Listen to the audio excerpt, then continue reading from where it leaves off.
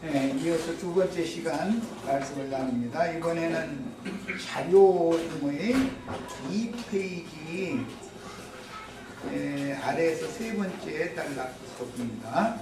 신약 교회 시대에서는 양누리의 인도자가 받은 말씀을 이룬 생명의 체험과 수준이 타고난 사람이 성정이 좋고 겸손하고 온유하고 그런 걸 말하는 게 아니에요. 말씀을 받았는데 말씀이 이루어진 상태를 말하는 거예요. 그게 구원이에요.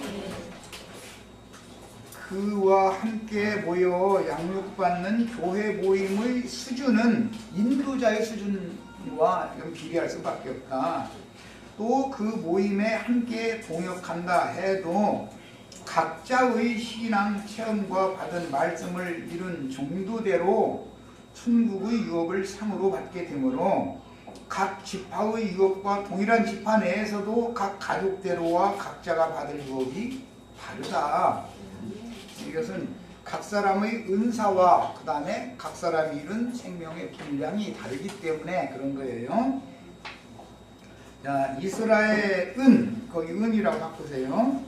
이스라엘은 언약의 자손으로서 약속된 언약을 유업으로 받을 자들이지만 그럼에도 불구하고 그들의 믿음과 믿음의 행위인 교회 생활의 실행에 따라서 이 약속된 축복들은 각각 달리 적용되므로 계시록 2장, 3장의 모든 계시들을 모든 교회들이 모두 읽고 매 세대마다 모든 신자들이 자신들에게 적용해야 하는 것과 같습니다. 그 다음에 이스라엘이 유언을 남기면서 야곱의 아들들, 이스라엘의 아들들에게 유언하려고 모이게 한 후에 각 사람, 각 지파에게 유언하는 것은 야곱의 인생 체험에서 조부와 부친과 자신이 섬기던 여호와 하나님께서 친히 그리스도의 사람으로 새로 지으시고 만드신 과정을 바탕으로 축복하거나 저주하는 유언임을 알 수가 있습니다. 그러니까 야곱의 아들들아, 이스라엘의 아들들아, 야곱에게 들으라, 이스라엘에게 들으라 라고 말을 반복해서 할 때는 어떤 의도가 있는 말을 하는 것이지 그냥 야곱이 이스라엘이니까 그렇게 생각해서 안 된다 그 말이에요. 야곱을 이스라엘 되게 하신, 지으시고 만들어 놓으신 그리스도 형상과 모양으로, 하나님의 형상과 모양으로 새로 지으시고 새로 만들어 놓으신 그 하나님을 영적 체험을 바탕으로 해서 이 축복을 지금 하는 중이다. 르우벤은 육적인 장자로서 다른 형제들에 비하여 탁월한 지위의 신분으로 태어났지만 셈족에서 장자권이라는 것은 아버지의 대리자죠. 뭐 여러 번 얘기했지만 아버지가 자식들을 쭉 낳는데 막내 동생을 혼인을 시키지 못하고 막내딸을 결혼을 시키지 못하고 아버지가 돌아가시면 오빠가 책임지고 막내딸의 혼인을 주선을 하고 시집을 보내고 다 그래야죠. 이것이 성경의 이 셈족의 문화예요. 이것을 장자권이다 그러는 거예요. 르우벤은 그런데 육적 장자로서 다른 형제들에 비하여 탁월한 지위의 신분으로 태어났지만 육체의 정욕을 절제하지 못하고 아비의 침상을 더럽힘으로 인하여 하나님 나라의 장자권을 상실하게 되었는데 이것은 뭐 여러 번 기회 있을 때마다 했기 때문에 아버지 주권에 대한 반역 행위를 암시하는 거예요.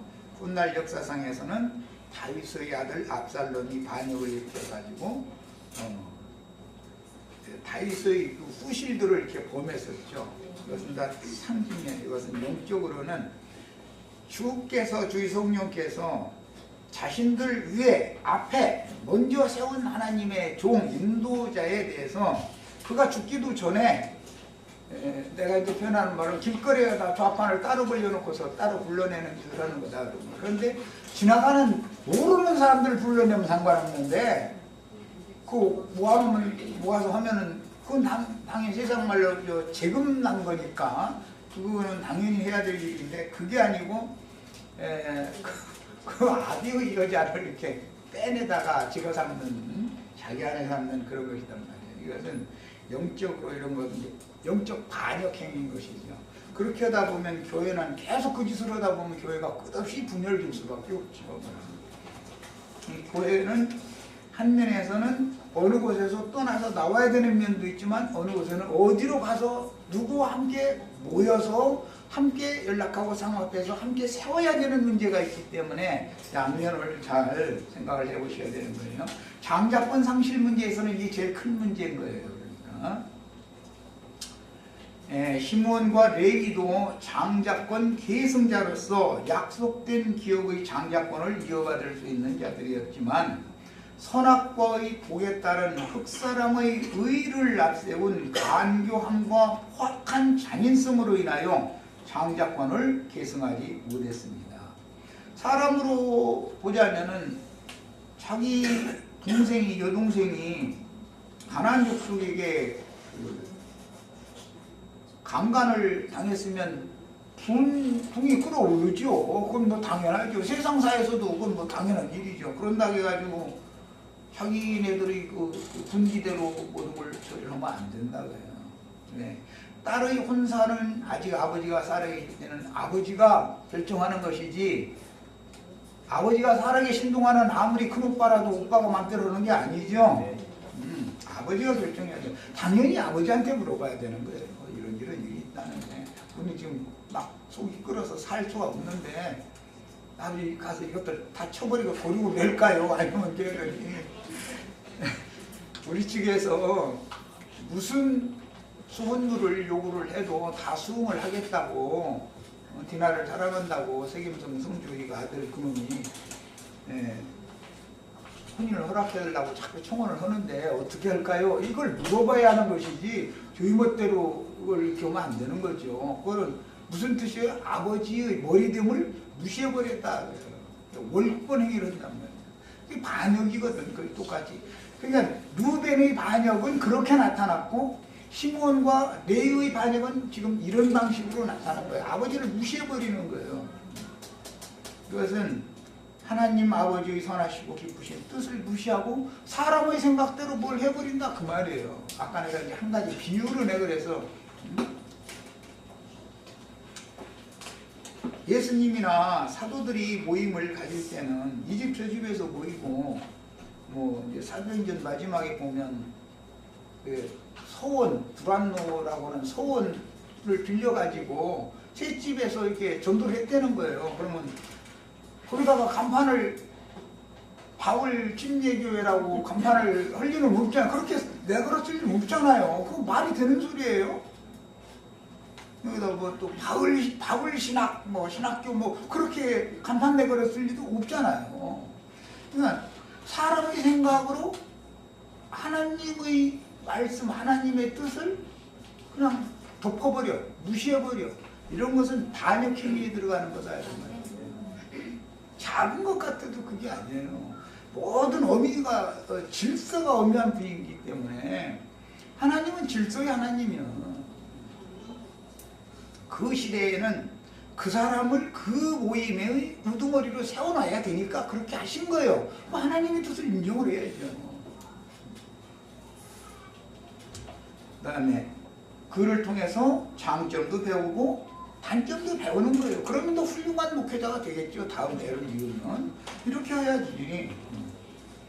그 다음에 그러나 반대로 유다와 요셉은 하나님의 의를 쫓은 행위로 인하여 약속된 축복을 온전히 받을 수 있었는데 이와 같은 사실은 하나님께서 그들 모두에게 언약의 자손으로 동일한 축복을 약속했지만 그들이 천연적인 흑사람의 의와 선을 행하거나 자기를 부인하고 믿음으로 행한 여부에 따라서 약속된 축복을 온전히 받을 수도 있고 오히려 축복이 저주로 바꿔질 수도 있다.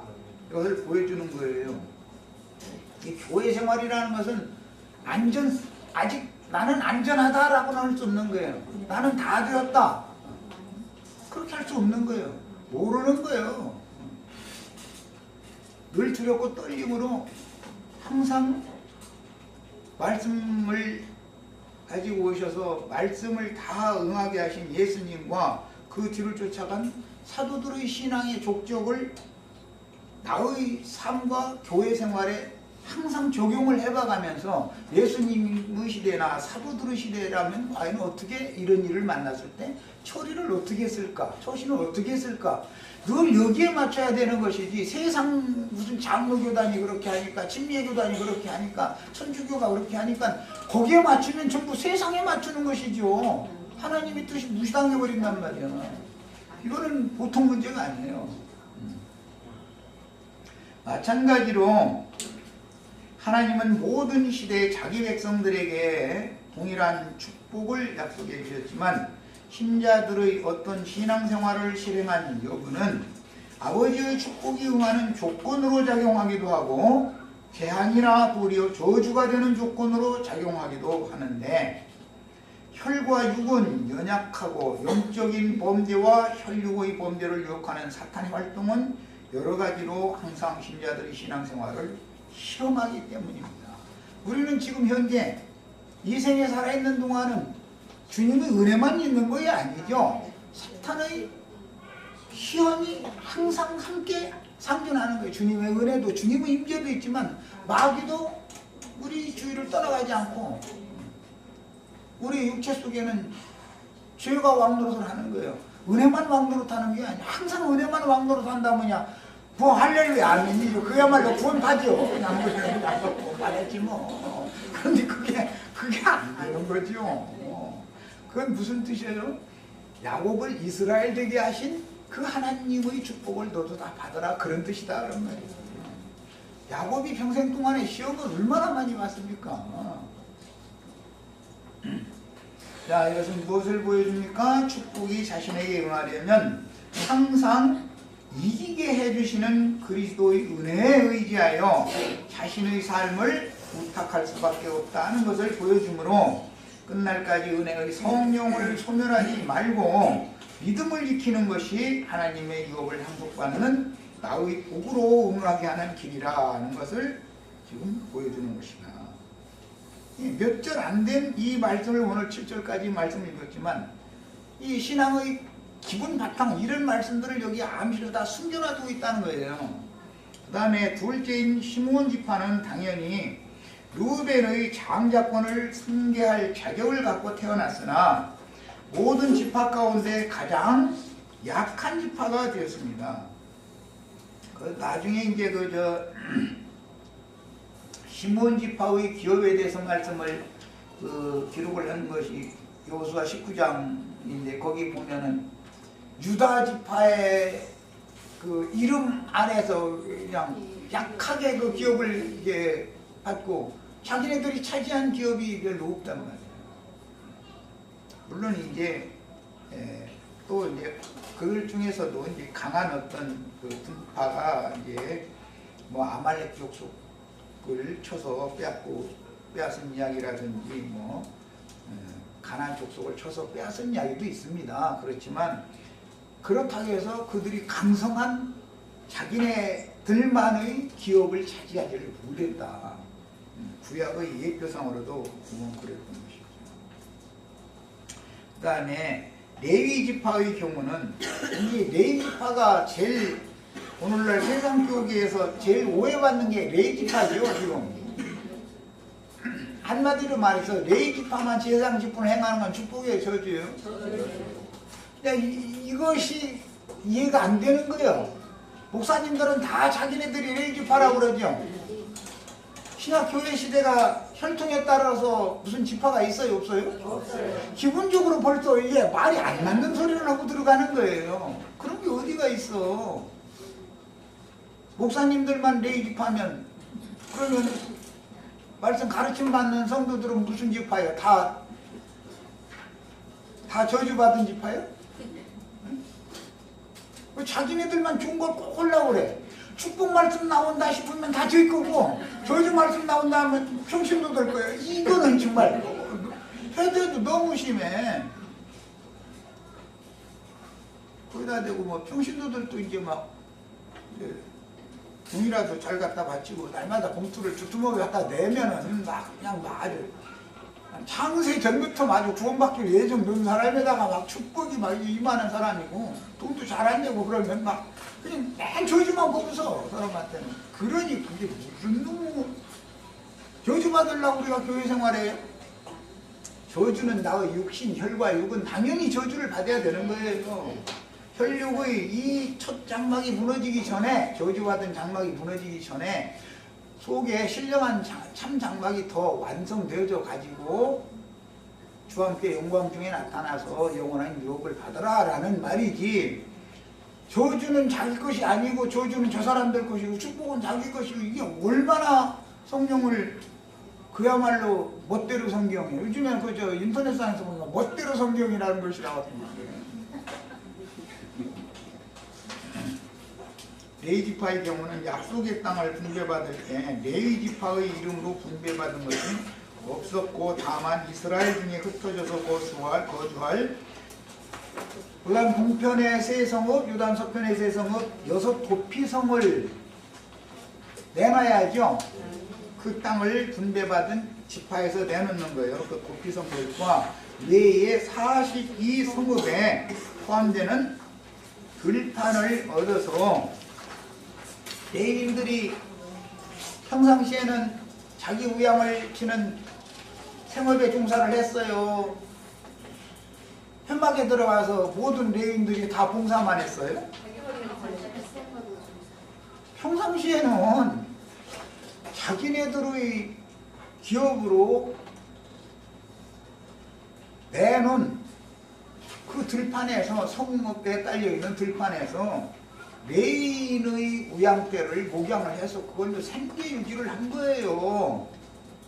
바울 사도와 바나바 사도가 아무것도 몰라서 예루살렘에서 내려온 유명하다 하는 자들만큼 능력과 권위가 없어서 그들은 자신의 손으로 일을 해가면서 전도를 하는 일을 했겠어요? 누가 더 성경을 정확하게 잘하는 사람이요? 너무 무시한 짓을 하면 안 된다고요. 자기의 반차가 됐을 때만 선막에, 회막에 들어가서 그 기간 동안만 제단에서 나는 것을 먹는 거예요. 그것은 불과 2주였어요. 2주. 그런데 오늘날 목회하는 사람들은 세상에 목회자가 세상에 일을 하면은 능력 없는 목사죠. 그 교회 성도들이 말이야, 아유 저주받은 거. 목사님을 세상 일 하게 만들었네. 세상 일을 안 하면 저주받지. 세상 일을 안 하면 저주받는 거예요. 말씀대로 안 하니까. 뭘 정확하게 알아야 돼. 그런데 너무 진리 뒤집어 놓고서는 가짜를 계속 세뇌시키다 보니까 가짜가 진짜가 되고, 진짜는 진짜 얘기를 하면 그 이단이더만 잃어버려. 아니 성경에 있는 대로가 맞지 어떻게 성경에 없는 걸 하는 게 맞아. 누가 이단이요 도대체? 이단은. 그리고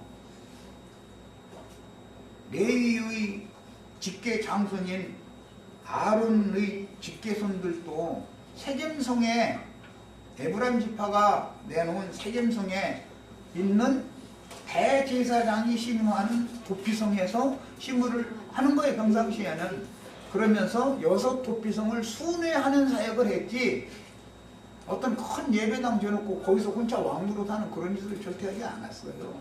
사무엘도 마찬가지였어요. 이곳저곳에 이렇게 다니면서 순회를 하는 사역을 했어요. 바울 사도가 순회하는 사역을 하죠. 성경대로 해야 되는 거예요, 원래가. 근데 그렇게 하면은 잘못이다라고 생각한단 말이야. 성경에 있으면 성경대로 해야 맞는 것이지.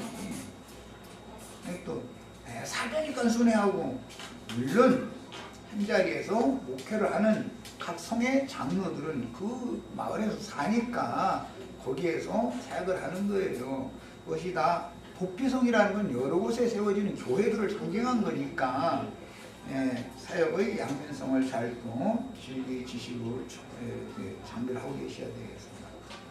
그래서 레위인들 대부분은 각 지파에 흩어져 살았지만 그것은 그들이 제사장 직분과 도피성 봉사 및 성전전 봉사를 위하여 반드시 폐해질 율법 제도에 따라 선택받은 제사장 지파로서, 그것은 율법 제도에 의한 제사장 지파죠.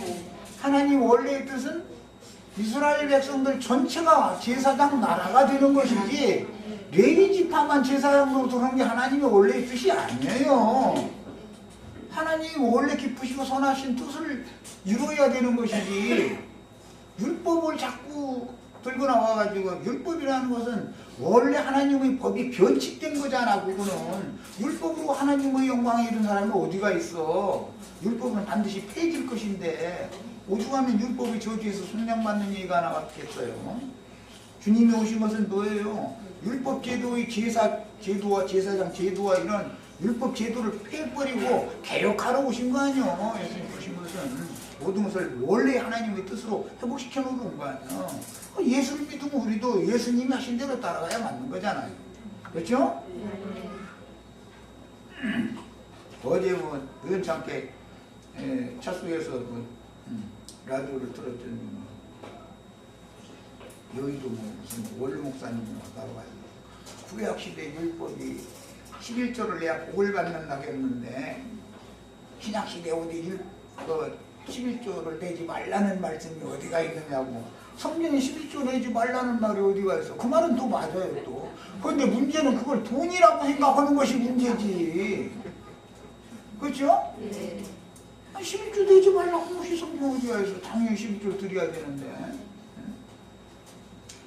주님의 것은 구속하신 예수의 피로 사신 성도들, 영혼들이 주님 것이기 때문에 우리들이 11조 제물로 주님께 드려야 되는 것을 말하는 것이지, 형제 자매들 보고 돈 되라는 말이 아니잖아. 돈 없으면 그러면 부자 못 돼. 이제 돈을 많으면 11조도 많이 내니까 그 사람들 요대로 하려면 부자는 자꾸 부자 되고, 돈 없어서 11조 조금밖에 못 내면 점점 가난해지는 거야. 부자들은 점점 부자 되고. 그런 놈의 11조를 내고 있어? 그런데 그 사람들의 설교를 들어보면 또 너무 지나간 말이 아주. 그래, 정말 참. 우리 형제 자매님들이 자신의 영혼을 10분 1일로 지성물로 부활의 첫 열매인 만물로 다 드려지시는 축복이 다 임하시길 바라요. 그러셔야 되겠어요. 하나님은 피로 사신 우리 형제 자매들의 영혼을 제물로 받으시는 것이지 돈을 제물로 받는, 아니 돈 주시냐 예수님이? 얼마나 어리석은 소리야 그게. 그래서 레위 지파의 제사장의 직분과 도피성 및 성전 봉사를 위하여 레위 지파의 제사장 직분은 반드시 폐해질 율법 제도에 따라 선택받은 제사장 지파로서 이스라엘의 각 지파를 율법 신앙으로 가르치는 일을 하는 것이 레위 지파의 제사장 직분이에요. 율법을 가르치는 거예요. 구약성경 보면 율법이 제사장들이 입에 있어야 된다 이렇게 했죠. 율법을 가르쳐서 구원받을 수 있어요? 없어요. 그리스도 율법을 가르쳐야죠. 그리스도의 법을 가르쳐야지. 생명의 성령의 법을 가르쳐야지. 어떻게 자꾸 의문에 따른 율법을 자꾸 가르쳐서, 그것이 뭐가 그렇게 축복이요. 율법이라는 것은 모든 사람들이 모든 율법을 다 지켜 행할 수 없다라는 것을 말하는 것이 율법인데, 그 중에 100가지를 지키다가 99가지 잘했는데 한 가지 잘못하면 사형이죠. 그건 누구나 율법 제도 안에서는 다 사형이다. 지금 그걸 말하는 건데 굳어 그것을 율법대로 해야 된다고 이러고 나오면 답답한 일이지 아주. 그런데 이게 이제 나중에 더 변질되어 가지고 이스라엘 각 지파를 신앙으로 가르치며 중보, 제사장이 하는 것은 중보자의 역할을 하는 것이죠. 죄인들을 하나님께, 하나님을 죄인들에게 이렇게 서로 이렇게 교통을 할 수 있도록 안내, 중재해주는 신부를 신랑께 중매하는 그런 일을 하는 전도자의 사명을 일러서 제사장 직분이다 그러는 건데, 먼 후일에 율법 제도의 제사장 제도가 백성들 중에서 특권의식이 되므로 제사장 나라를 세우기 위한 하나님의 뜻의 장애 요인이 되게 되었습니다. 그러니까 하나님의 뜻의 장애 요인이 되면 축복의 저주요? 레위 지파에게 주신 말씀은 저주가 된 거예요. 이것을 기본적으로 아셔야 되겠어요. 구약시대에 레위 지파가 행하는 제사장 직분이라는 것은 신약시대에 바불사도가 로마서 15장 16절에서 정확하게 발표하기를 나로 하여금 이방인을 하나님이 받으심직한 제물로 드리는 제사장 직무를 하게 했다. 그런데 그 제사장 직무를 복음의 제사장 직분을 하게 했다. 이렇게 설명을 해놨어요. 신약 성경은 이루어진 사실이란 말이야. 구약 성경은 모형이죠. 이런 것을 정확하게 아셔야 되겠어요. 전도자들은 이런 기본 지식을 가지고서 전도자로 주님 앞에 쓰임을 다 크게 받으셔야 되겠어요. 자, 그 다음에 레위 지파의 제사장 분깃은 겉으로 보기에는 축복이었으나 후에는 그건 육신적으로 보면 축복이죠. 그러나 도리어 이스라엘의 타락 원인이 제사장들 때문이죠. 제사장들 때문에 이스라엘이 타락된 거예요. 아시리아의 바벨론에 다 사로잡혀 가게 된 원인이 뭐예요? 레위인들 때문에 그런 거 아니야. 오늘날로 말하자면 교회가 타락하는 원인이 뭐예요? 목사님들 때문에 그렇죠? 목사님들 때문에 교회가 더 거룩해지는 게 아니에요. 교회가 점점 더 세속화되고 타락하는 거예요. 그래서 음녀와 음녀의 머리들을 다 이렇게 둘로 심판해버린다는 것이 성경의 결론이에요. 그러니까 오늘 또 이 강론 우리 사이트에 들어와서 말씀 듣는 그 목사님들 좀 정신들 좀 차리셔야 좀 이제라도 말이야 하지 말라는 짓을 좀 말해야 될 거 아니야. 뭐 하는 짓들이 도대체. 그 다음에 하나님의 본래 뜻은 이스라엘이 제사장 나라가 되어야지 레위 지파만 백성들을 대신하여 제사하는 것은 시내산에서 금송아지 우상 숭배로 인한 변칙이었었던 것이죠. 율법 제도에 의하여 이스라엘의 신앙을 지도하는 자들에게 시험을 받는 요인이 되어 오늘날까지도 종교적인 특권의식으로 이어짐으로 인해서 이것이 오히려 저주가 됐다. 야곱의 아들들을 위한 예언적인 축복들은 성령이 교회들에게 하신 말씀의 축복과 저주에 대한 예언을 상징하며 12지파에 대한 예언이 7 교회들에게 적용될 때는 모두 경고성의 예언이 되므로 교회들의 사자들이 어떤 이상을 따라서 양무리를 가르치고 목양하는 여부에 따라 축복이 저주로 바뀌거나 저주가 복으로 바꿔질 수가 있는 것이다. 저주 말씀을 나의 것으로 나의 혈과 육이라는 것은 당연히 저주받고 무너져야 되고 허물되어져야 되고 없어져야 된다. 이것은 왜? 말씀에 흙에서 취한 것은 흙으로 돌아가라 했으니까. 그런데 그 전에 위로부터 난 새 사람이 겉사람이 후패되는 만큼 속사람이 새로워지고 장성하게 자라서 온전케 되어져라 라는 것을 지금 말하는 것이니까 영적인 축복은 나의 구속받은 영혼이 받아야 되고 저주의 말씀은 나의 육체 내가 저주를 받아야지 나는 축복만 받을 수 없죠. 먼저 혈과 육이 저주를 받아서 예수와 함께 죽고 장사되어져서 없어져 버려야 위로부터 새로 난 새 사람에게 모든 축복 말씀 응할 거 아니냐 이 말이요. 저주의 말씀이라도 경고로 받아서 그래서 저주의 말씀이라고 버리고 저 사람은 저주의 말씀을 받아야 되고 나는 축복 말씀만 받는다 이런 생각을 버리란 말이에요. 다 나에게 하는 말씀이요. 우선 저주의 말씀부터 나에게 적용할 줄 알아야 축복으로 이게 바꿔질 수 있는 것이다 라는 기본 이 생각을 바꾸셔야 되겠어요. 그래서 경고로 받아서 신앙생활에 적용하여 신실한 신앙을 유지한다면 축복이 되지만 모든 것이 풍요로울 때 신앙이 변질되면 꼭 육적으로 모든 것이 풍요로우면 여수run이 요거를 발로 찬대잖아요. 여수리는 다 믿는 사람들이죠. 하나님 앞에 의롭다 하심을 받은 자들이란 뜻이요. 하나님 앞에 의롭다함을 받은 사람들인데 밀로 먹이고 좋은 포도주로 마시게 해가지고 배가 부르게 해줬더니 나 여호와를 발로 찼도다 그랬어요. 지금 예배당에 오늘 모인 신자들이 예수님 발로 차리라고 하면 자신들이 예수님 발로 찬다고 그러면 그 말갓장 버려지도 말고 저기 절에 가는 사람이나 그러더고 그게 절에 다니는 사람 보건 말이야? 하나님 앞에 의롭다 하심을 받은 사람들 보고는 말이지. 응?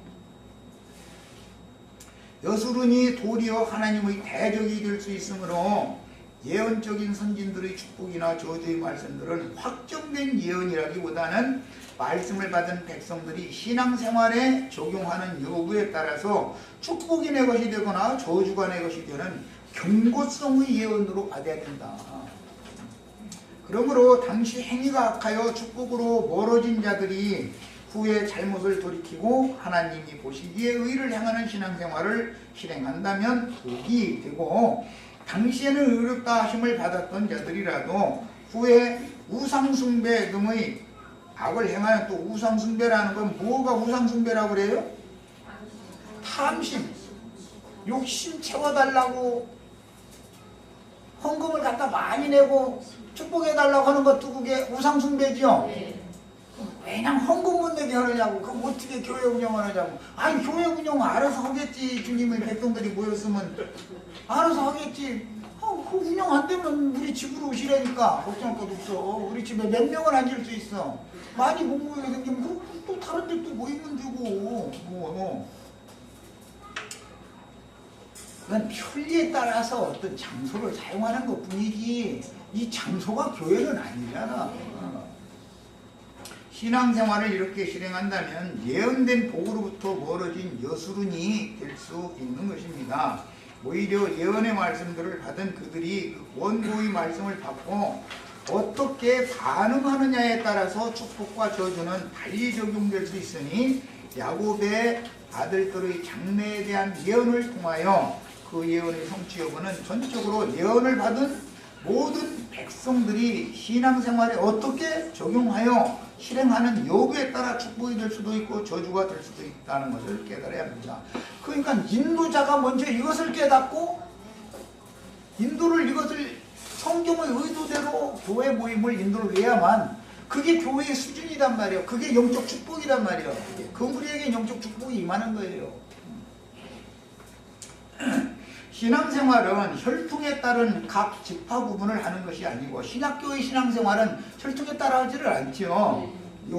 세례 요한까지만 그렇게 하니 심령과 마음으로 적용하는 문제이므로 혈통에 따른 12지파에게 주신 축복과 저주를 영적으로 적용하는 이방인의 때에는 모든 신자들이 경고로 받아서 자신들의 신앙생활에 적용하는 지혜의 영으로 말씀들을 이해할 수 있어야 합니다. 신약시대의 일곱 교회들도 역시 그 영께서 교회들에게 주신 모든 말씀들을 받아서 모든 교회들에게 주시는 경고의 말씀들을 범하지 말고 축복의 말씀들을 자신들의 신앙생활에 적용하여 진리를 옳게 분별함으로, 구약성경에는 이제 쇠두라는 용어를 사용했는데 이건 반인 반신이라고 그래요. 이게 우상이죠. 금송아지 우상들이죠. 신약시대에는 사탄의 사자들이란 말이에요. 음력 일곱 머리다 이거예요. 거짓 선지자들이다 그래요. 그들이 오히려 득세를 하는 거예요. 그들이 득세하니까 여수run이 예수님을 발로 차게 하는 원인 제공을 쇠주들이 했다고요. 그들이 주님을 섬기는 게 아니라 사실은 그 사람을 그냥 온전한 신이라고 하기는 그러니까 그냥 반은 사람이고 반은 하나님이다 이러고 섬겼다는 거예요. 신의 자리에 인간 올려놔 버린다 이 말이죠. 그 다음에 이제 창세기 49장 3절로 4절 들어갑니다. 지금까지 한 말씀은 창세기 49장 전체를 이해하는 큰 그 윤곽 틀을 잡는 말씀을 나눈 거고, 이게 루벤부터 구체적인 말씀으로 들어간 거예요. 루벤아 너는 내 장자요. 육신적으로는 장자였어요. 내 능력이요 내 기력의 시작이라. 위풍이 월등하고 권능이 탁월하도다마는 무르이 끓음 같았은즉 뭐가 무르이 끓음 같다는 거죠? 그의 성격이 성질 한승갈 한다 그 말이죠 말하자면. 그런데 르벤만 그러는 게 아니라 시몬과 레위도 한승갈씩 하는 사람들이 성질 급하면 이등 날 때 별로 없다니까. 나도 되게 급한 편인데 별로 좋은 게 없어. 베드로가 그냥 성질이 급해가지고 예수님 뭐 말씀하면 톤나서 뭐 말씀만 하면 지가 다 알아. 아주 그냥 나서는 데는 1등이야. 그건 나서기만 하면 깨져 또. 그렇게 깨지고서도 나서기를 그렇게 좋아하는 거 보면 이거 참 할 말 없어. 이 타고난 성질 바꾼다는 게 이게 참 쉽지가 않아. 네가 아버지의 침상에 올라 더럽혔음이로다. 그가 내 침상에 올랐구나. 이것은 기력의 시작이다라는 이런 말은 장자에 대한 그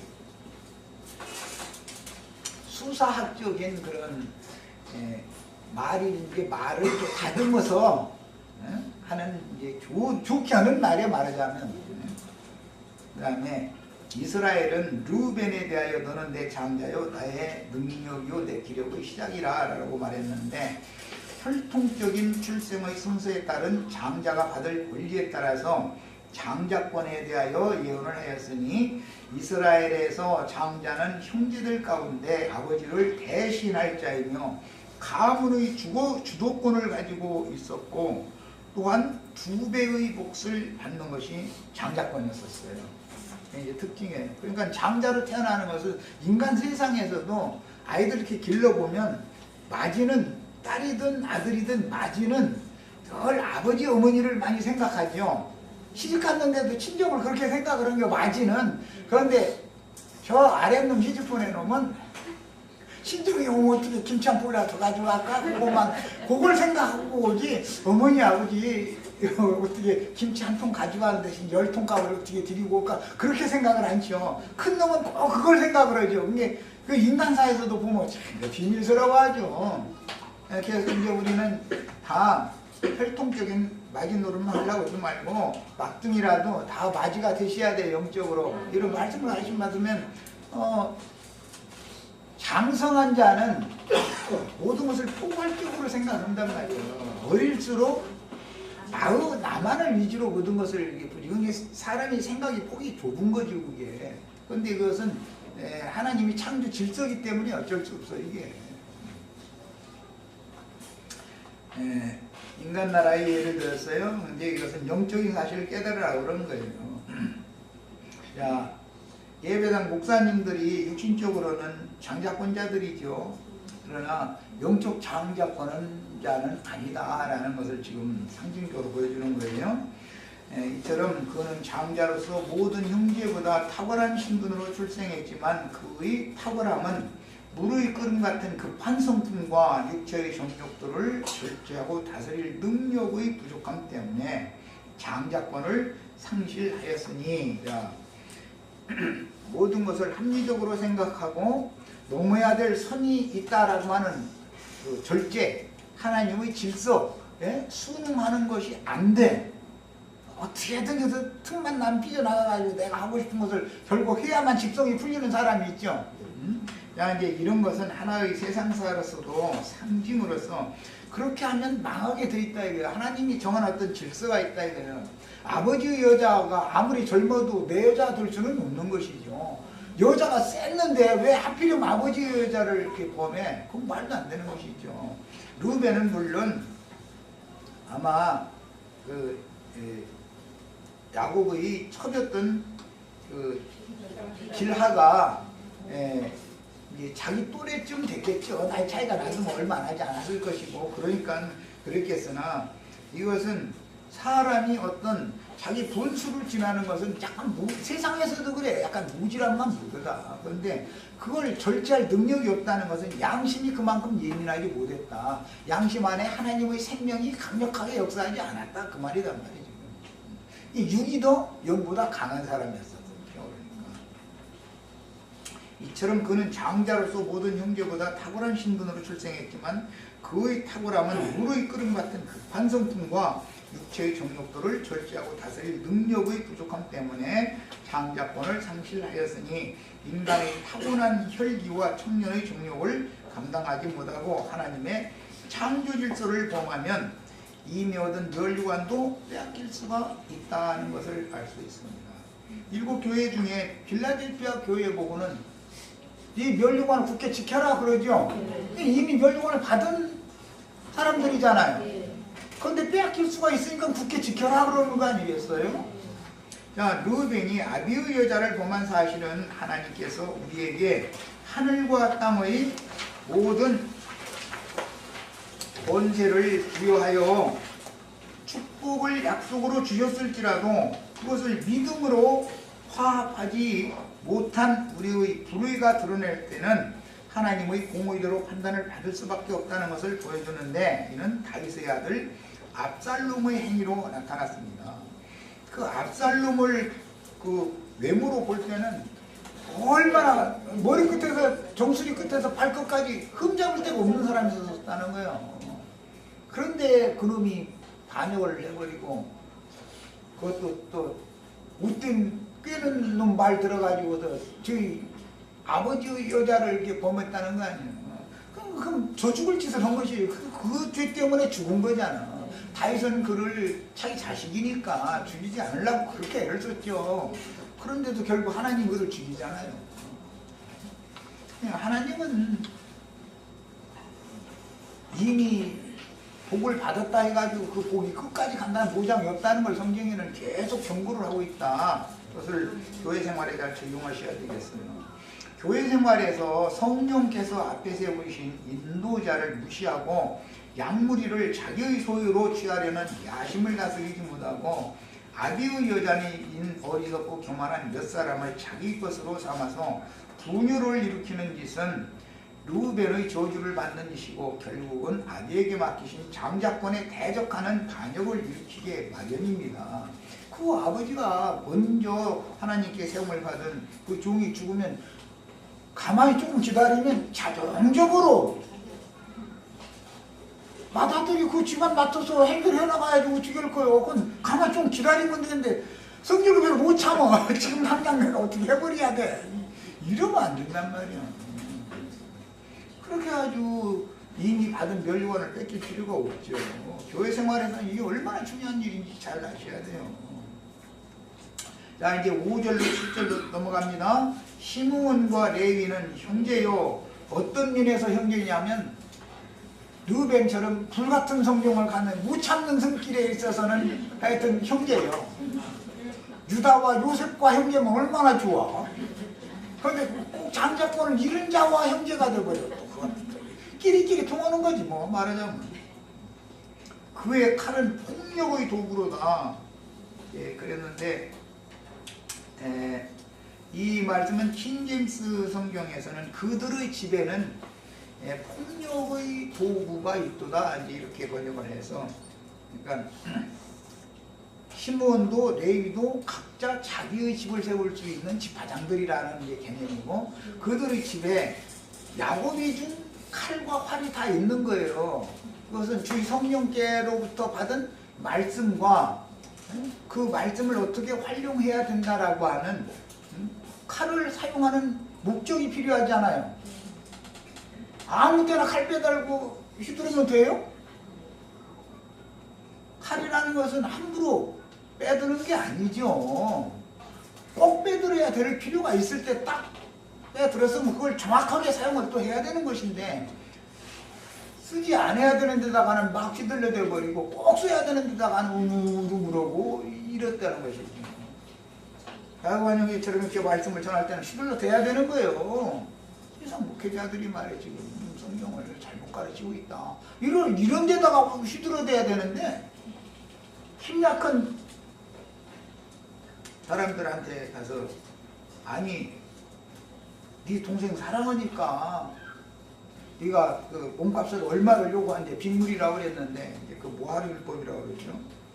얼마를 요구하든 무엇을 요구하든 다 수응을 할 테니까 우리와 통혼하고 통상도 하고 우리 땅, 이게 원래 우리 땅 아니냐, 우리 땅에서 너희 그냥 같이 살자. 이렇게 화합을 청했어요. 청혼을 청했어요. 그런데 힘으로 가서 밀어붙이면 지게 생겼으니까 꽤는 있어 또. 너희 혼인을 하려면은 남자들이 할례를 받아야지. 할례 너희가 안 받았지. 할례가 받아야 돼. 그러면 저 혼인할 수 있어. 그랬는데 아이 그 말도 순진하게 또 그것도 믿었네 또. 그러고서는 다 남자들은 다 할례 받아가지고 꽁꽁 앓고 있는데 가서 덮치니까는 뭐 이제 이겼다는 거죠. 그런데 이런 것은 뱀의 모든 간교함이라든지 마귀의 폭력성이라든지 이런 것들이 시몬과 레위를 통해서 이게 흘러갔다는 거예요. 구원의 창시자인 예수님을 상징하는 노아의 때를 예를 들자면 노아가 하나님이 보실 때 그 한 사람은 다 그만 빼놓고는 다 은혜가 없는 사람들이고 노아 한 사람 노아는 당시에 은혜가 있는 사람이었다고 그랬어요. 그런데 저 노아가 자식을 낳았는데 한두나 그거 보면은 이 인간의 이 혈육의 죄성이라는 것은 유전이 되게 돼 있다는 것을 보여주는 거예요. 그래서 야곱이 낳는데 지금 야곱이 낳는데 루벤, 시몬, 레위와 같은 자들이 여기 탄생되는 거예요. 거기다 대고 더 심해. 조금 더 내려가면 다 한두 나와버려요. 그러니까 인간으로서는 온전한 사람이 있을 수가 없어요. 저도 큰 소리 치면 안 돼. 지금 우리는 다만 은혜가 있다. 이제 시간 있으면 여기까지만 일단 하고 나머지 문제는 자료를 그냥 읽으시면은